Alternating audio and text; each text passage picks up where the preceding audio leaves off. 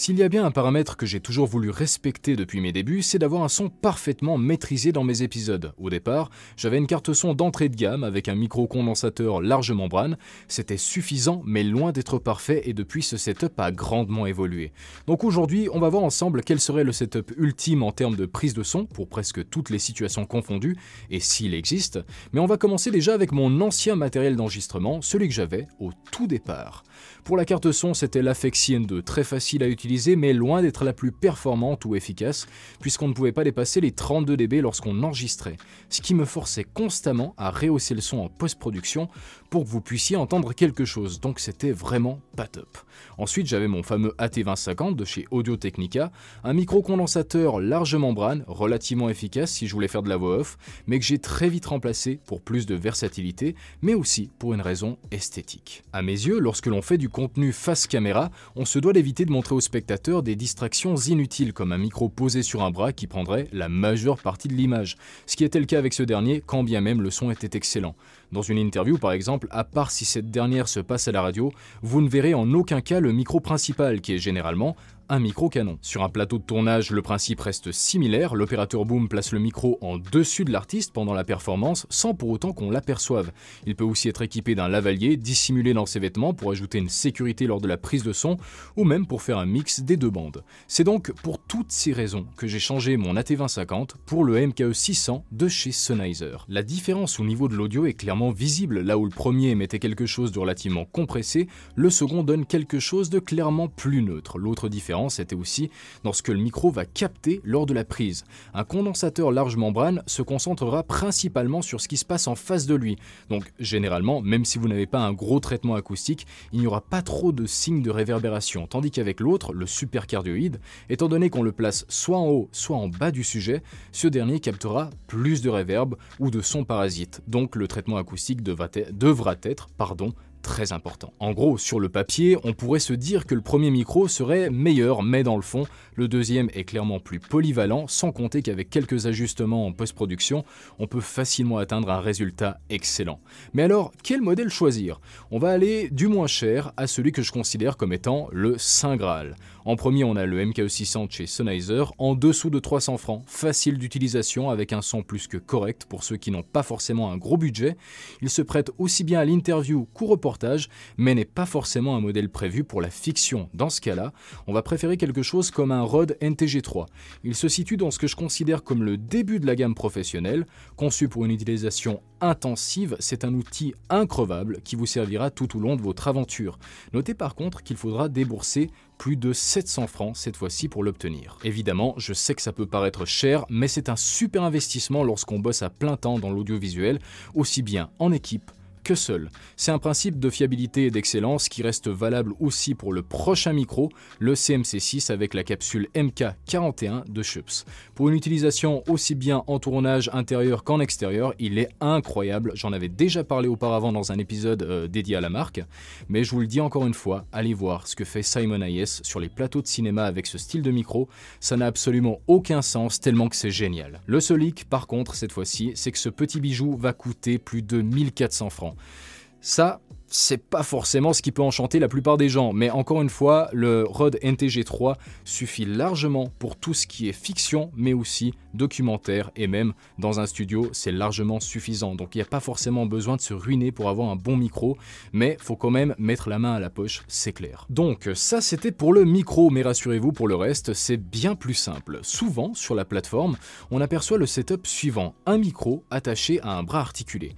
C'est sympa si l'on se trouve vraiment proche de son bureau, mais si l'on recule de 50 cm pour obtenir un plan différent, c'est impossible ou alors vous devez acheter un bras magique pour faire une extension. Mais quoi qu'il arrive, vous êtes limité tant bien en allonge qu'en mobilité, le bras étant fixé directement sur un support, le bureau en l'occurrence. Et donc le meilleur choix à mes yeux serait soit une perche posée sur un pied articulé, ça coûte pas très cher, c'est mobile, donc vous pouvez l'utiliser dans votre studio, pendant une interview, et même sur scène si vous bossez dans l'événementiel.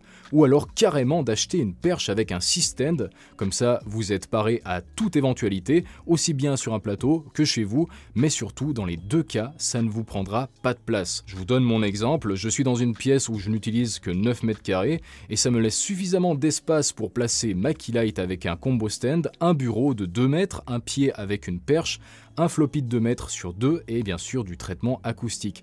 Donc ce n'est pas vraiment l'espace qui compte, c'est plutôt comment il est optimisé. Et à présent, on va passer à l'enregistreur externe. Beaucoup mettent en avant les interfaces audio de studio. C'est très bien, mais leur utilisation est limitée comme leur mobilité. Donc à nouveau, on va voir ce que font les opérateurs au cinéma. Ces derniers utilisent ce qu'on appelle des enregistreurs numériques. Évidemment, il en existe une multitude, donc on ne va pas pouvoir tous les voir, mais la marque qui met beaucoup de gens d'accord, c'est Zoom. Et ils ont un modèle en particulier que j'adore et que je conseille à 100%, c'est le Zoom F6. Un petit bijou dont je vais sûrement faire un jour un épisode dédié, mais pour faire simple, c'est un outil qui vous permet d'enregistrer un son en 32 bits sans risque de clipping ou de perte de qualité. Ça veut dire qu'une personne peut littéralement crier dans votre micro ou chuchoter, peu importe à quel niveau vous avez réglé votre enregistreur, vous n'aurez aucune perte d'information. Et ça, c'est fou. Alors là, c'est le son en mode normal, bien évidemment, hein. Alors il n'y a pas forcément de traitement acoustique, mais c'est pas grave, on a le foam qui est par-dessus. Et là, je vais le régler, on va le mettre à quelque chose comme 60 dB. Alors là, c'est le son en mode normal, bien évidemment, hein. Alors il n'y a pas forcément de traitement acoustique, mais c'est pas grave, on a le foam qui est par-dessus. Et là, je vais le régler. On va le mettre à quelque chose comme 60 dB. Sur le marché, il existe des produits similaires, mais la plupart du temps à des prix doublés pour au final obtenir un rendu quasiment pareil. Donc au final, ça vaut pas forcément la peine d'aller voir ailleurs. En résumé, c'est sûrement le meilleur enregistreur externe dans cette gamme de prix qui va convenir à de nombreuses situations. Pensez tout de même à vous équiper d'un bon casque pour contrôler ce que vous enregistrez. Même si vous avez une bonne garantie avec le 32 bits, c'est toujours bien d'avoir un contrôle absolu sur ce que l'on fait. Et maintenant, on va passer aux deux derniers objets de ce setup, dont un qui n'est pas obligatoire mais sincèrement intéressant pour tous ceux qui font de l'interview et qui galèrent avec la reverb, un set de panneaux acoustiques mobiles. Il s'agit de 9 mousses absorbantes de 60 cm sur 60, empilées les unes sur les autres à l'aide de tiges qui vont directement s'incruster dans les interstices prévus à cet effet, le tout posé sur des bases circulaires bien solides. Comme je vous l'ai dit, pour l'interview, c'est génial car on n'a quasiment plus besoin de se soucier de l'aménagement d'une pièce si l'on doit tourner chez un client. Et pour une fiction qui pourrait se dérouler dans une petite pièce, ça peut jouer un rôle de floppy par exemple, donc pour obtenir une image naturellement contrastée. En gros, ça peut jouer deux rôles vraiment intéressants. En termes de prix, ce kit se trouve à 400 francs. Alors encore une fois, il n'est pas indispensable, mais c'était quand même la petite mention honorable de l'épisode qui pourra convenir à plusieurs personnes, ça je suis sûr et certain. Et pour finir, on va parler d'un accessoire que beaucoup de gens ont tendance à oublier et même à négliger, je parle de la protection anti-vent. Comme d'habitude, il en existe une multitude de modèles, mais dans tous les cas, les caractéristiques doivent être les suivantes, être légères et avoir une transparence impeccable. On ne veut en aucun cas un son étouffé, ce serait vraiment dommage. Et dans ce cas, il y en a deux modèles que je considère comme étant vraiment exceptionnels et qui viennent de la même marque, Rycote.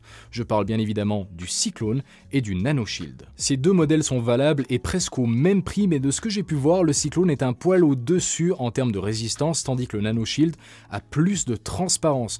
Donc c'est un petit peu la balance entre les deux, ça dépendra de votre utilisation et surtout du type de vent auquel vous allez faire face. C'est clair que vous n'allez pas utiliser un Nanoshield si vous allez aller dans une tempête. Utiliser un Cyclone, ce sera mieux, et d'ailleurs c'est un peu bizarre si vous allez prendre du son dans une tempête, mais bon, c'est pas grave. Dans tous les cas, je vous mettrai dans la description un test qui a été effectué pour en évaluer l'efficacité générale, et comme ça, vous ferez une meilleure idée de ces deux produits. Par contre, j'allais oublier, mais procurez-vous aussi un bon câble XLR. La marque de référence étant Mogami, il ne restera plus qu'à choisir la taille que vous souhaitez, généralement 5 ou 10 mètres suffisent largement.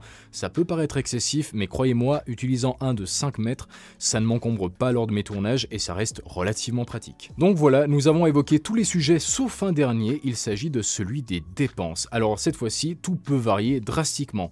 Si vous vous mettez en mode run and gun, vous serez à moins de 900 francs. Si vous vous contentez du MKE 600, du câble XLR, de l'enregistreur externe muni d'une petite carte SD. Par contre, si vous passez à un mode opérateur boom intérieur et extérieur, ce sera au minimum 1700 francs. Et pour un setup purement interview / studio, 1000 francs sans le kit de mousse acoustique et 1400 francs avec. Là où ça va décoller, c'est si vous choisissez d'être paré à toutes les situations de tournage, muni des meilleurs composants. Dans cette éventualité, on atteint le chiffre faramineux de 4000 francs. Ça peut paraître énorme, mais croyez-moi, c'est pas le plus haut que j'ai vu. La plupart du temps, un setup professionnel au cinéma va coûter dans les 100 000 francs. C'est énorme. Et franchement, personne ne peut atteindre ce chiffre. En tout cas, moi personnellement, c'est clairement inatteignable. Vous comprenez alors pourquoi j'ai choisi de donner plusieurs combinaisons. Chacun a des besoins différents et aura donc une approche différente. Mon conseil, c'est d'acheter du bon matériel qu'une seule fois. Prenez votre temps, quitte à commencer avec un petit setup studio pour passer à un setup complet d'opérateur son. Quoi que vous choisissez, votre audio n'en sera que meilleur et pour ma part, j'espère que vous avez apprécié cet épisode et on se reverra prochainement dans une nouvelle vidéo. Alors d'ici là, portez-vous bien. Allez, ciao ciao.